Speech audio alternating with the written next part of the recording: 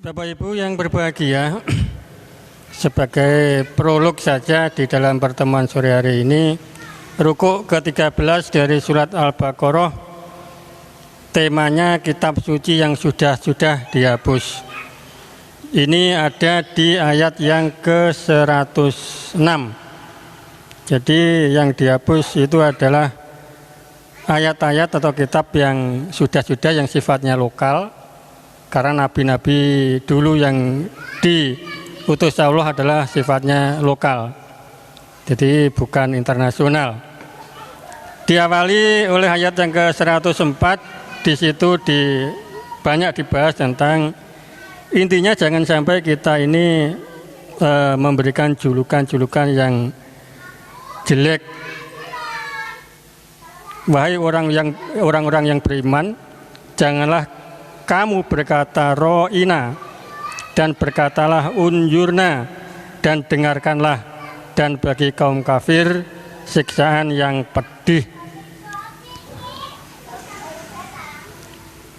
Di kata-kata itu di tafsir Maulana Muhammad Ali banyak diterangkan ro'ina itu artinya dengarkanlah kami, akan tetapi dengan mengubah sedikit tekanan suara.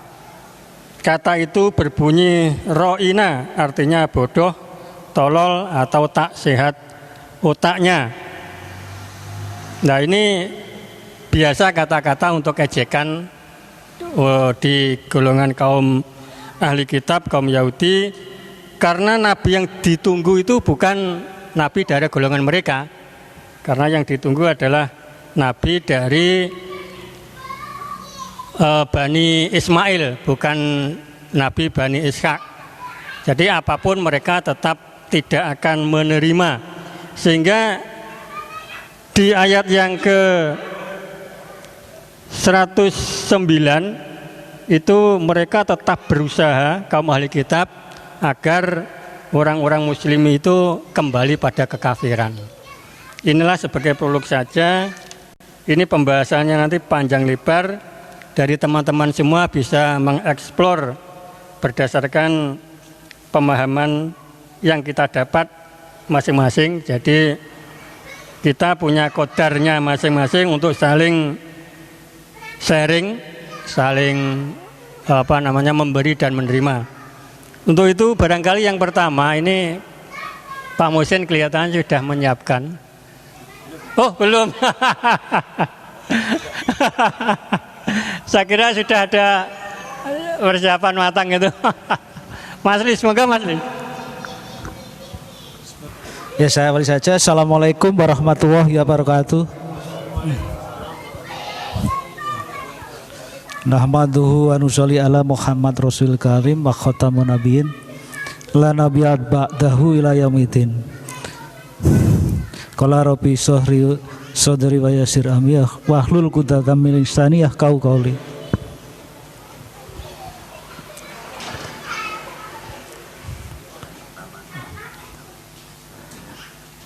Di sini saya akan membacakan surat yang ke-112 ini yang mungkin yang sering kali saya sampaikan.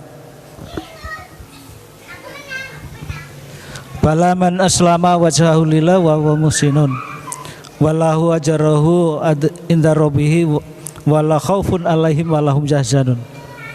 Tidak, barang siapa berserah diri kepada Allah dan berbuat baik kepada orang lain, maka ia memperoleh ganjaran dari Tuhannya dan tak ada ketakutan akan menimpa mereka dan mereka tak akan susah. Jadi di sini kata aslama atau Islam, kata kita sebagai seorang Muslim,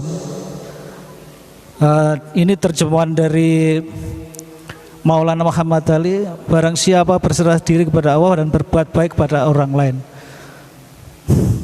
Aslama di sini berserah diri sepenuhnya, jiwa, raga dan apapun kita serahkan. Jadi yang kita berserah diri itu maksudnya kecerdasan kita atau kepandaian kita atau apapun, kita di hadapan Allah itu berserah diri. Kita merasa tidak ada, tidak mampu, tidak berdaya, Dan itu dibuktikan dengan kita waktu kita sujud. Jadi sujud dalam sholat kan begitu. Apa yang dalam pikiran kita menjadi sombong atau apapun, kalau kita sujud, ya seharusnya kita dengan sikap sujud itu kan segala sesuatu kita rendahkan, paling rendah, serendah-rendahnya di hadapan Allah itu begitu. Maka berserah diri ini sepenuhnya kepada Allah itu ya begitu. Dan setelah itu kita berbuat baik kepada orang lain, maksudnya ya dengan kepercayaan kita, dengan kelemah lembutan kita, dengan kerendahan kita di hadapan Allah, kita akan berbuat baik kepada orang lain. Kita berinteraksi, menghormati orang lain.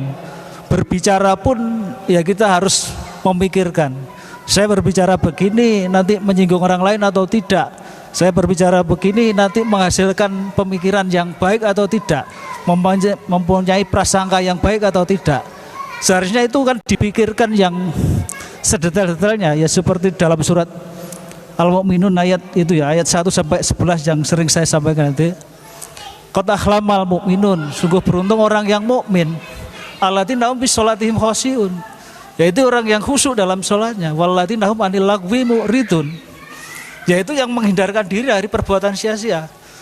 Walladzina hum liyaqati fa'ilun, yaitu orang yang mau mengerjakan sesuatu tapi demi kesucian. Makanya orang yang berserah diri itu sampai di situ. Jadi kita mau berbicara pun atau apapun, kita akan memikirkan dari pembicaraan kita, apa itu hasilnya bagaimana, orang nanti kalau saya berbicara menjadi benci atau apa, itu harus kita pikirkan sampai di situ. Itu kategori orang mukmin seperti itu. Makanya di sini sebetulnya berserah diri itu ya seperti itu. Dan berbuat baik itu kan berarti kita menghormati orang lain. Jadi pendapat apapun kita akan menghormati. Nah sebetulnya setiap anggota kita itu sebetulnya kalau menurut saya mempunyai potensi yang berlain-lainan. Makanya saya di sini tidak menganggap saya yang paling pandai sendiri atau tidak. Saya akan sangat menghormati, sangat mengharapkan dari teman-teman semua saya sebetulnya. Karena proses yang dialami dalam kehidupan manusia itu berbeda-beda. Hati dari segi beratnya atau ringannya itu akan berbeda-beda. Dan saya kira teman-teman semua juga bisa menghadapi percobaan itu dari Tuhan. Lah, hasil dari percobaan itu kan paling tidak kita bisa mengambil manfaat dari percobaan itu. Itulah. Dengan bersikap menghormati orang lain atau ya kita menghormati seperti itu. Jadi pemikiran orang lain kita hormati. Ya seperti itu. Makanya di sini yang dimaksud berbuat baik ya kita saling mengisi di sini. Jadi di sini pun Anda semua, jadi teman-teman semua, sebaiat semua ini kan dengan datang sini pun itu kan karena menganggap kita itu seperti saudara dekat. Jadi dalam janji yang ke-10 kemarin itu kan begitu ya. Kita itu melebihi dari saudara. Makanya kita kelihatan agak sakit atau bagaimanapun tetap datang ke sini. Pak Osman ya juga begitu. Jadi katanya tadi perutnya sakit juga datang. Karena apa? Karena kita akan bertemu saudara. Alangkah senangnya, alangkah bahagianya kita bertemu dengan saudara-saudara kita. Jadi sebetulnya seperti itu. Sebetulnya kita mengkaji Al-Quran ini sebetulnya kita akan menghilangkan sekat-sekat. Jadi seakan-akan saya akan merasa pintar sendiri atau bagaimana, itu menghilangkan seperti itu. Saya akan menganggap sama. Saya pikir semua teman-teman anggota bait ini sama. Menurut saya sama. Saya makanya tidak menganggap saya paling pintar atau enggak. Itu tidak. Sama sekali saya tidak menganggap seperti itu. Ya di sini tadi yang seterusnya, dan berserah diri kepada Allah dan berbuat baik kepada orang lain, ia memperoleh ganjaran dari Tuhannya. Lah, di sini yang tadi saya terangkan, setiap orang itu mendapat percobaan dan segala macam ujian, ia memperoleh ganjaran dari Tuhannya. Ganjaran itu apa? Kalau kita dicoba dengan berat atau ringan atau bagaimanapun, kalau kita tidak mendapat ganjaran, kita akan sia-sia. Jadi percobaan itu harus menghasilkan sesuatu pemikiran, sesuatu hasil dari itu untuk dipraktikkan dalam kehidupan ini. Yang dinamakan ganjaran seperti itu. Karena hasil dari cobaan tadi dipraktekkan, terus kita mempraktekannya kepada orang lain seperti itu. Maka dan tak ada ketakutan akan menimpa mereka dan mereka tak akan susah.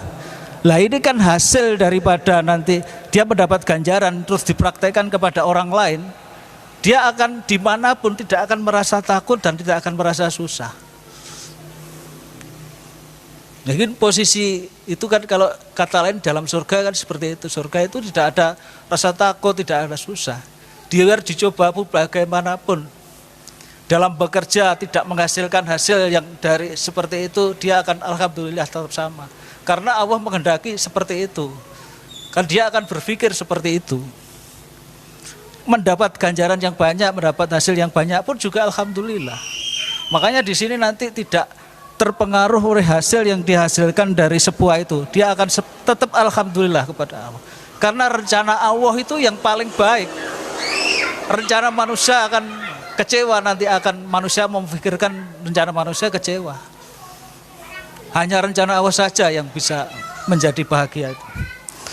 Demikian, hanya mungkin ini terlalu terburu-buru atau gimana.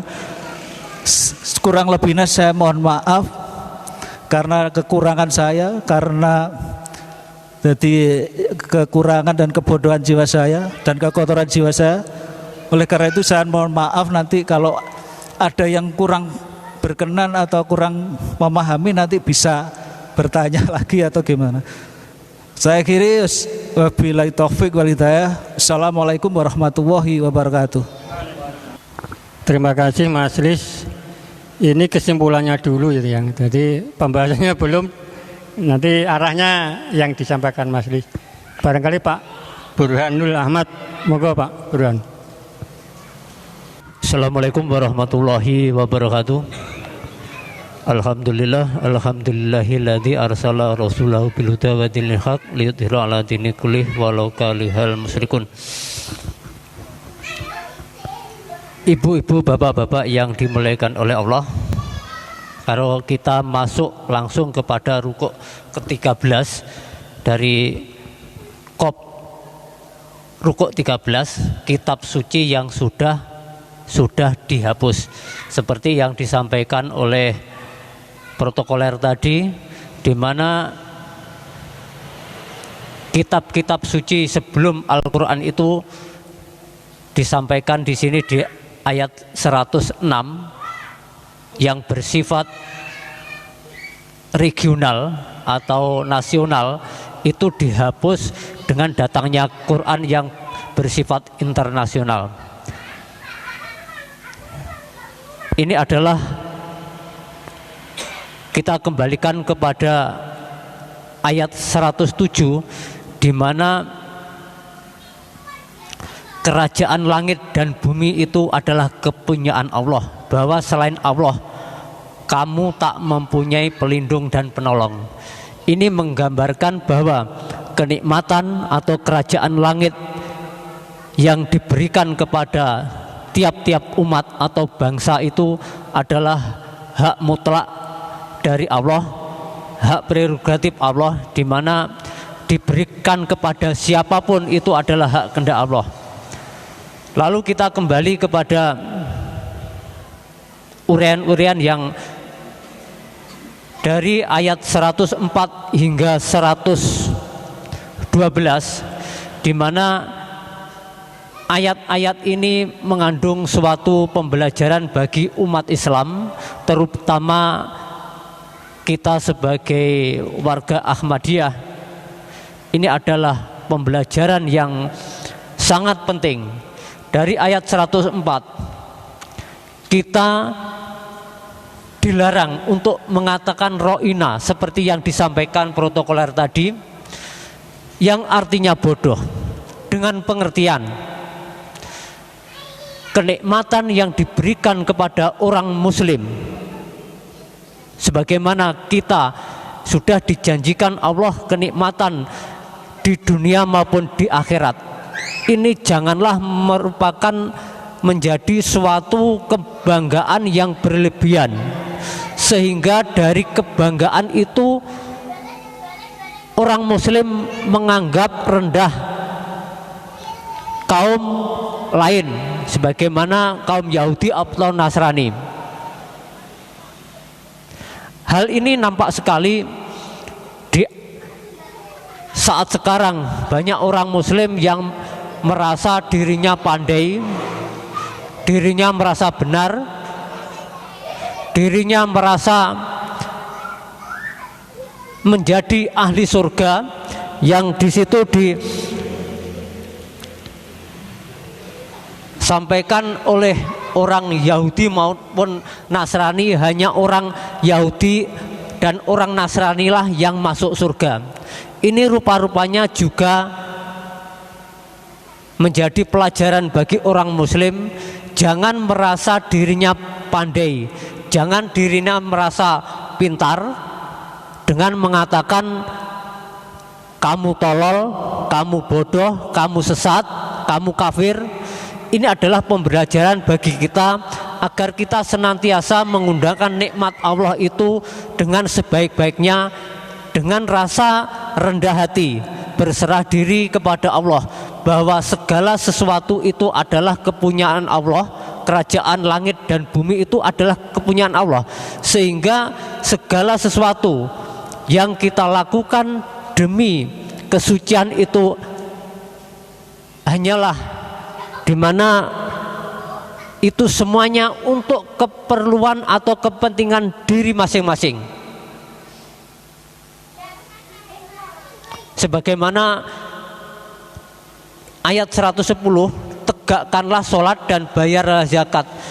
Ini adalah untuk kepentingan kamu sendiri, bukan untuk kepentingan orang lain.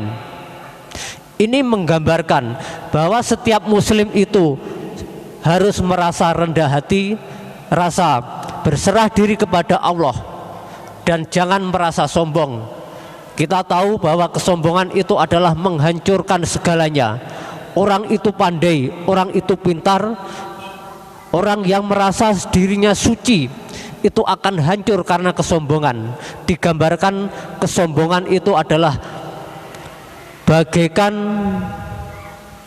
bulu hitam satu di antara bulu putih.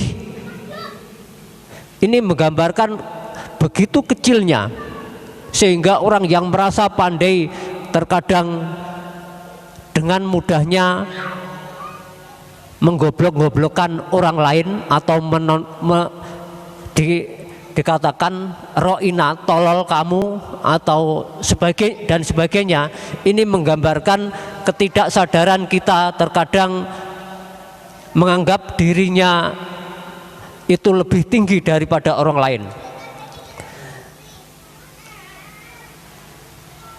Lalu di ayat yang 105 ini menggambarkan dari rukuk-rukuk yang terdahulu, di mana orang-orang Yahudi maupun Nasrani itu tidak rela kalau orang Islam itu tidak mengikuti dia, sebagaimana karena rasa iri dengki. Rasa iri dengki itu adalah penyakit hati yang harus kita jauhi. Harus kita jauhi, karena kedengkian itu membawa ketidaknyamanan, ketidaktenangan dalam ibadah kita, sehingga itu adalah merupakan penyakit yang sangat harus dijauhi oleh setiap muslim. Karena iri dengki itulah sehingga kenikmatan yang diberikan tempo dulu secara regional kepada orang-orang Yahudi maupun orang Nasrani itu diberikan oleh Allah kepada Bani Ismail, dan karena kekerasan hati dan kedengkian itu semakin menjadilah orang-orang Yahudi dan orang Nasrani karena kerajaan langit itu diberikan kepada orang lain. Ini nampaknya juga merembes kepada orang-orang Islam, yang mana sebagaimana yang saya sampaikan tadi, merasa dirinya pandai, merasa golongannya itu yang paling benar, paling baik, golongan lain sesat dan kafir. Ini sering kita dengarkan. Hal itu haruslah kita jauhi. Ibu-ibu, bapak-bapak yang dimuliakan oleh Allah, di akhir ayat dari Rukuk 13 ini secara gamblang tadi disampaikan oleh Bapak Ali Sadikin, dengan berserah diri sepenuhnya kepada Allah dan berbuat baik itu akan menjadikan atau memberikan kita diberi oleh ganjaran oleh Allah Subhanahu wa taala dengan ganjaran yang begitu besar, sehingga kalau setiap muslim itu mampu menghilangkan rasa iri, dengki atau penyakit batinnya, sehingga rasa gundah gulana, ketakutan itu dicabut oleh Allah dan timbullah perasaan yang damai, sehingga rasa ketakutan dan kesusahan itu dicabut. Ini adalah merupakan ganjaran yang sangat besar yang diberikan oleh Allah kepada setiap muslim, di mana kalau rasa ketakut atau susah itu adalah merupakan perasaan yang begitu damai dan perasaan yang bahagia. Itulah yang bisa sampaikan. Terima kasih kepada saudara protokoler. Wassalamualaikum warahmatullahi wabarakatuh. Terima kasih Pak Burhan dari beberapa penjelasan untuk melengkapi ayat yang ke-104, kebencian umat Yahudi. Monggo. Kebencian umat Yahudi yang sering memutarbalikkan kata-kata. Ini dapat kita baca pada surat nomor 4 An-Nisa ayat 46. Jadi karena kebencian itu sehingga Allah sampai memberikan satu ayat khusus kepada orang Yahudi. Di antara orang-orang Yahudi ada yang mengubah kalimat-kalimat dari tempatnya dan berkata, kami telah mendengar dan kami taat, dan berkata, dengarlah, tanpa dibuat mendengar, dan berkata, ro'ina, berputar balik dengan lidah mereka dan memburuk-burukan agama. Dan jika mereka berkata, kami mendengar dan kami taat, dan berkata, dengarlah, dan berkata, unjurna, niscaya ini lebih baik bagi mereka dan lebih jujur. Tetapi Allah melaknati mereka karena kekafiran mereka, maka dari itu mereka tak beriman kecuali hanya sedikit. Ini jelas memang karena kebencian mereka, Nabi yang ditunggu itu ternyata bukan dari golongan mereka, sehingga banyak ayat-ayat yang diputarbalikkan untuk menghina. Maka di Al-Baqarah ayat yang ke-75 dan 76 itu mereka tetap berusaha agar membalikkan keyakinan umat Islam kembali kepada kekafiran. Nah, sehingga sampailah pada saatnya ayat yang tadi kita baca bersama, bahwa ayat-ayat apa saja yang kami hapus atau kami lupakan, pasti kami datangkan yang lebih baik dari itu atau yang sama dengan itu. Apakah engkau tak tahu bahwa Allah itu yang maha berkuasa atas segala sesuatu? Jadi syariat yang sudah-sudah yang dihapus itu pasti diganti, atau minimal setara dengan itu. Kalau memang syariatnya masih dipakai sampai sekarang oleh umat Islam dari golongan Bani Ismail, ya masih berlaku, tetapi kebanyakan memang sudah diganti dengan yang lebih baik. Ini ayat-ayat untuk melengkapi dari ayat yang ke-104 tadi. Pak Musin ada, monggo Pak Musin. Assalamualaikum warahmatullahi wabarakatuh. Di sini saya juga ingin mengutarakan pendapat bahwa di sini temanya yaitu kitab yang sudah dihapus. Nah, ini masih ada hubungannya dengan Nasrani. Dan saya ingin membuktikan apa betul orang Nasrani itu menghapus kitab yang sudah. Dan ini saya ingin membuktikan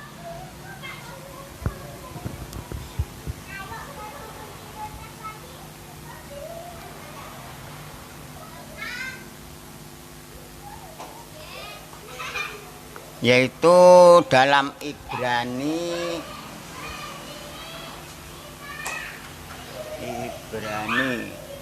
8 ayatnya 13. Oleh karena ia berkata-kata tentang perjanjian yang lama, ia mengatakan yang pertama sebagai perjanjian yang telah menjadi tua, dan apa yang telah menjadi tua dan usang telah dekat kepada kemusnahan. Jadi ini saya ingin membuktikan apa betul orang Nasrani itu menghapus yaitu kitab yang sudah. Nah, ini tadi juga dibuktikan dalam kitabnya orang Nasrani. Dia sudah berkata bahwa perjanjian yang lama itu ia menyatakan yang pertama sebagai perjanjian yang telah menjadi tua, dan apa yang telah menjadi tua dan usang telah dekat kepada kemusnahan. Ini buktinya kalau memang Nasrani itu yaitu menganggap kitab yang lama itu dimusnahkan atau dihapus. Suatu misalnya yang sering kita pandang, kita dengar bahwa orang Nasrani yang setiap orang tahu, yang kita buat contoh. Satu misalnya dalam Islam itu kan yaitu babi itu kan haram. Dan dalam kitab perjanjian lama pun babi itu juga haram. Tapi sekarang kita mungkin semua sudah melihat orang Nasrani sekarang itu kan tidak menganggap haram, karena kitab perjanjian lama itu sudah dihapus. Ini juga dibuktikan kalau dalam perjanjian lama bahwa babi itu haram, itu dalam Amamat orang Levi pasalnya 11 ayatnya kalau tidak salah 7.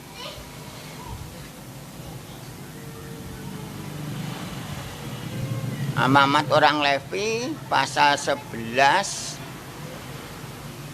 ayatnya 7. Dan juga babi karena memang berkuku belah, yaitu kukunya bersela panjang tetapi tidak memamah biak, haramlah itu bagimu. Itu dalam perjanjian lama. Tapi oleh kaum Nasrani kitab yang lama itu sudah tidak dianggap lagi. Nah, itu kita buktikan, kita yang jelas itu sudah dengar dan sudah tahu semua kalau orang Nasrani itu menganggap bahwa babi itu tidak haram. Sekarang ini kan di mana-mana ini sudah tidak tersembunyi lagi, semua tahu. Saya kira teman-teman semua tahu bahwa babi itu dianggap halal, padahal dalam perjanjian lama itu dianggap haram. Nah, inilah bukti kalau memang Nasrani itu menghapus kitab yang lama. Karena di sini tadi temanya yaitu kitab yang sudah dihapus. Nah, ini buktinya. Suatu misalnya lagi yaitu dalam Kejadian 12, suatu misalnya ya. Kejadian 12 ayatnya 2 dan 3. Aku akan membuat engkau menjadi bangsa yang besar dan memberkati engkau serta membuat namamu masyhur, dan engkau akan menjadi berkat. Aku akan akan memberkati orang-orang yang memberkati engkau dan mengutuk orang-orang yang mengutuk engkau, dan olehmu semua hukum di muka bumi akan mendapat berkah. Jadi ini dalam kitab Perjanjian Lama itu sudah menerangkan bahwa besok itu akan menjadi bangsa yang besar, yang akan mendapat berkat itu yaitu bangsa yang besar. Di sini artinya yaitu ada datangnya nabi itu untuk seluruh alam. Kalau Nasrani kan hanya untuk Israel. Waktu itu dalam kitab Matius diterangkan, yaitu waktu ada orang luar Israel minta tolong pada Yesus, sepatah pun kata tidak dijawab oleh Yesus. Lalu kemudian muridnya Yesus yang memintakan. Jawabnya Yesus yaitu, bukannya aku disuruh kepada yang lain, aku hanya disuruh kepada domba-domba yang sesat dari antara Bani Israel. Inilah bukti kalau memang kaum Nasrani itu menghapus yaitu kitab-kitab yang lama. Tadi terangkan yang menjadi bangsa besar itu saja dihapus. Akhirnya dia itu tidak mau menerima kitab suci. Ya, berhubung sudah Isya, ya sementara kita cukup sekian. Billahi taufiq wal hidayah. Assalamualaikum warahmatullahi wabarakatuh. Terima kasih, kita break dulu, kita sholat Isya, nanti kita lanjutkan setelah sholat Isya.